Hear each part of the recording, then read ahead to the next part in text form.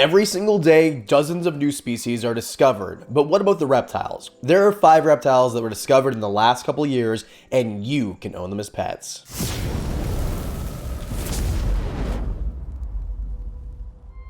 These animals are truly brand new to science. There is a caveat.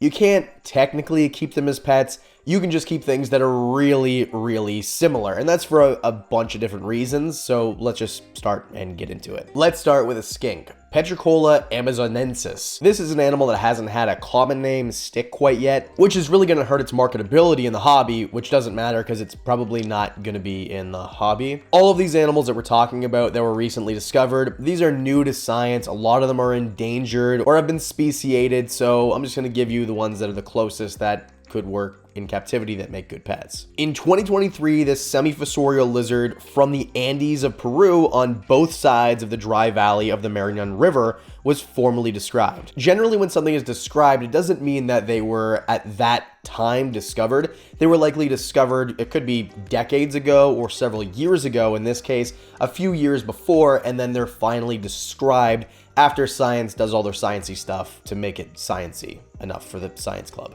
I couldn't find an exact estimate on size of these animals. I found 43 millimeters, which isn't very big. That's like 2 3/4 inches. And although they are studied because it's new and exciting, these animals are from a very remote part where there's not a lot of people living and it's kind of difficult to get there and to stay there. So we're gonna learn more about these in the coming years, which is really exciting. They're a little drab looking up to a little bit of coloration, but if you're looking for a skink that is semi-fossorial and just a little bit easier to keep in captivity, being that it's legal and you can actually find them, I would suggest Schneider skinks. Schneider skinks are from Africa, so they're not from the same part of the world. They like it a little drier, just like these skinks do, because although you think of Peru as wet, they're from a more arid part of Peru, so it works with the Schneider skinks. Now, of course, the Schneiders, they're 12 to 18 inches, so they're going to be quite a bit bigger than what we think these are, the amazonensis, but they're still very manageable. They're easy to handle, they're not aggressive or defensive. They jump out of the enclosure when I try to get into the enclosure to feed them. They remind me of my golden retriever, where every time I walk into the room, it's like, oh, this must be for me, you know? And that's what I love about them. I used to talk about them all the time, and I really should talk about them even more. You can easily keep 2 of them in a 3-foot enclosure, although a 4-foot enclosure would be better.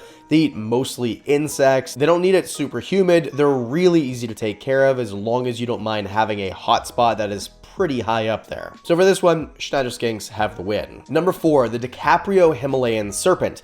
Now, as soon as you say the name, you're probably like, and you're exactly right, that DiCaprio. This is a small species of snake, about 22 inches, that was discovered high in the mountains in India. This animal can be found in Nepal too, but either way, they're found in really, really high areas, very, very remote, a place that you probably wouldn't find an A-list celebrity. And generally, when an animal has a name, it's because they're named after whoever found them, discovered them, or described them formally. Think Dumerilsboas, for example, they're named after this guy. So is Leo up 6,100 feet up in the mountains when the scientists discovered him? No. Leo is probably at sea level on a yacht in a place where the age of majority is under 21, so that his girlfriend didn't need a fake ID to enjoy herself. But that's neither here nor there. The reason that DiCaprio is the namesake of this animal is because Leo does lots and lots of great work for the environment.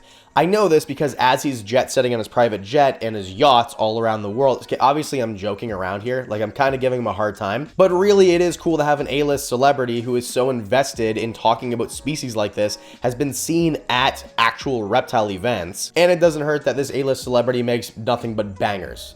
Like, all those movies are bangers. So whether you like him or not, he's here to stay in the hobby. Now, this animal isn't available in the captive pet trade, so you're not going to find one as a pet, but if you're looking for something similar, I would recommend either a rosy boa or a rubber boa. The reason is rubber boas look a lot like them and they're around the same size. In fact, rubber boas are a little bit smaller. The problem is they're more difficult to find, where rosy boas are a lot easier to find.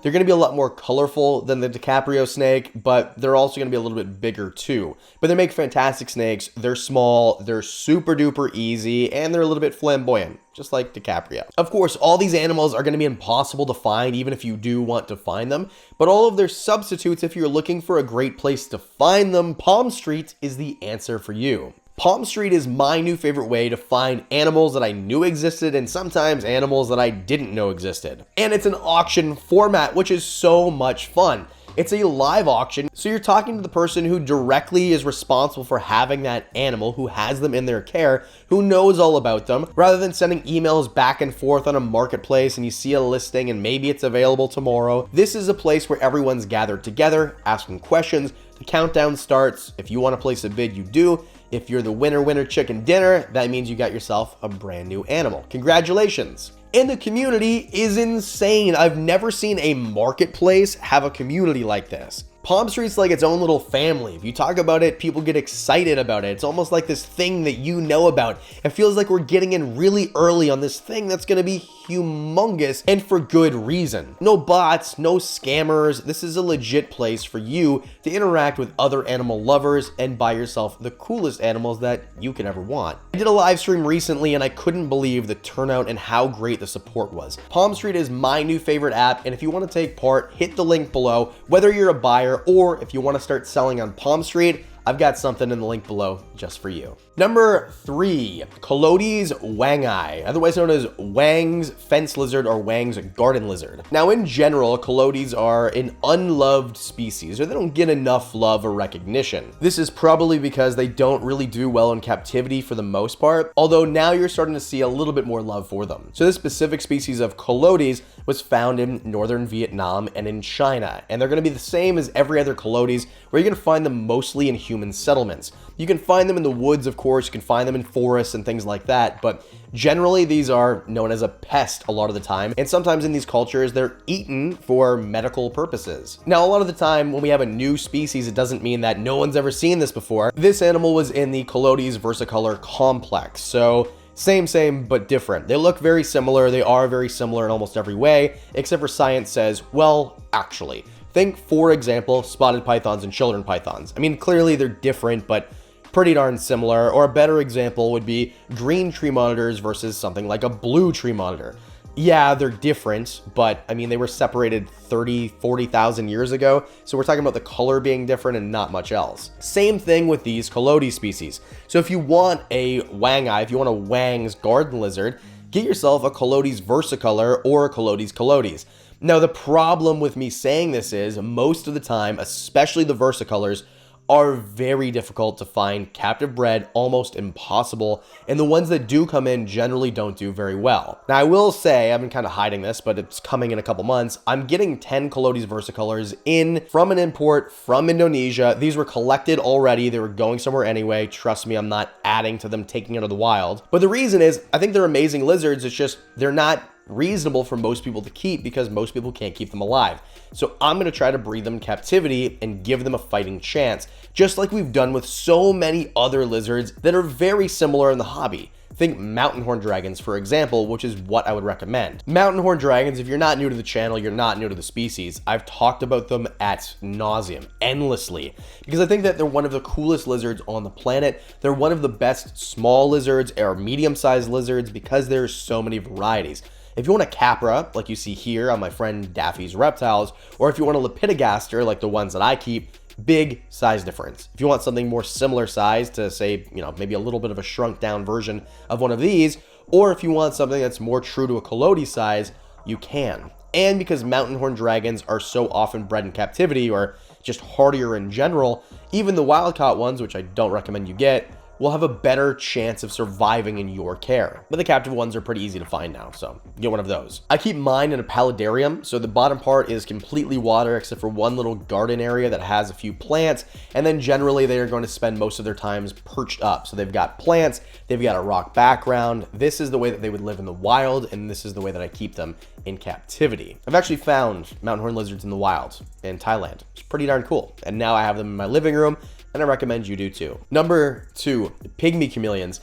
Pygmy chameleons, okay, so I'm talking about Brachysia, and this is another one where it's like, oh, super exciting, but not. Brachysia superciliaris is a species that we've known about for a really long time. Those are the ones I'm gonna recommend you get. There has been more species discovered in Madagascar where they're from in the Brachysia genus, 6 new ones in just the last 5 years or so, maybe a little bit longer. And some are a little bit smaller, some of them have a different tail, but in general, they're all so darn similar. The same genus, And if you want a dwarf chameleon like this, a pygmy chameleon I should say, get yourself a Brachysia superciliaris. You can find them captive bred, you can find them in captivity, they're super duper tiny, and they do well with cohabbing, by the way. So if you wanted to do something like Bill Stranded for one of the Snake Discovery build-offs and make a 4-foot enclosure for 3 or 4 or 5 of them, you definitely could. Or if you wanted to set them up a little bit more arboreal, you could do that too. We found them both on the ground in Madagascar, and then like you see here, on low-lying branches.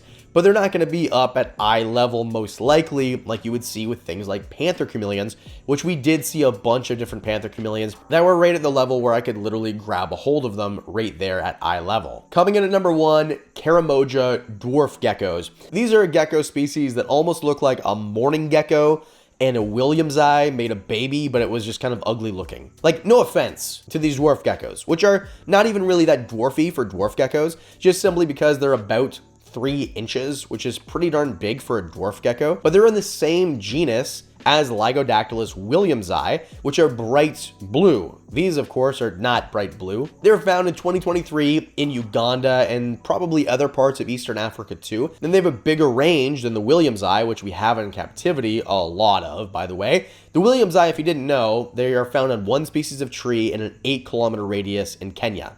That's it. So it's crazy that we knew about the williamsii, but we didn't know about these things that are probably in 3 different countries, definitely Uganda for sure, and have a much bigger radius. Obviously here I'm going to suggest if you want something very similar, get yourself a Lygodactylus williamsii, an electric blue gecko, or there's so many common names here. They're not very handleable, but neither would be the new species. Or a mourning gecko, which looks more similar, a little bit smaller. They're parthenogenic, which means that you don't need males and females will just rub each other and kind of like babies will come out. Well, eggs, and then the babies come to the eggs. Either way, if you like dwarf geckos, there's so many options. And I'm gonna give you a bonus. This is the Van Gogh lizard, or like I can't pronounce the species name, but something Van Goghii. This animal was found just last year in 2024 in the Western Ghats, which is part of India, a very cool region with super cool animals like the purple frog. Have you ever seen a purple frog? These things look insane. Also Indian bullfrogs, by the way. Like, I would love to go to the Western Ghats. So many cool animals. Anyway, it's called Van Gogh. They're named after Van Gogh because of Van Gogh's painting Starry Night. Because look at this animal. And I'm not going to give you a you could get this instead.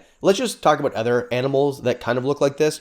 Let's talk about Starry Night reed frogs. These are from Madagascar. I found one in kind of like a field with a tree and then nothing. It was the coolest thing ever. You can see them from a mile away. They're black with white specks. They're really cool, but they're difficult to find in captivity. Otherwise, I would definitely have one. And then these starry tokay geckos, I don't even know what the proper name is, but that's basically what they are. They're super expensive. I found some on an import list, too expensive for me, but very similar to a tokay gecko, probably have the same call from the same area of the world. Super duper cool. Let me know in the comment section below some newly discovered animals that I didn't talk about, maybe that new green anaconda species. Of course, as always, please hit the like and subscribe. I appreciate it. Next week, I promise I won't sound like I had no voice for half this week, okay? This is tough. This job is tough with no voice. Discounts on merch for Patreon and one-on-ones. I'm doing an in-person one-on-one on Sunday. Can't wait. Gonna be so much fun. All of that and more for as little as $1 a month. And because we do videos on Mondays and Thursdays, that means I'll see you in the next one.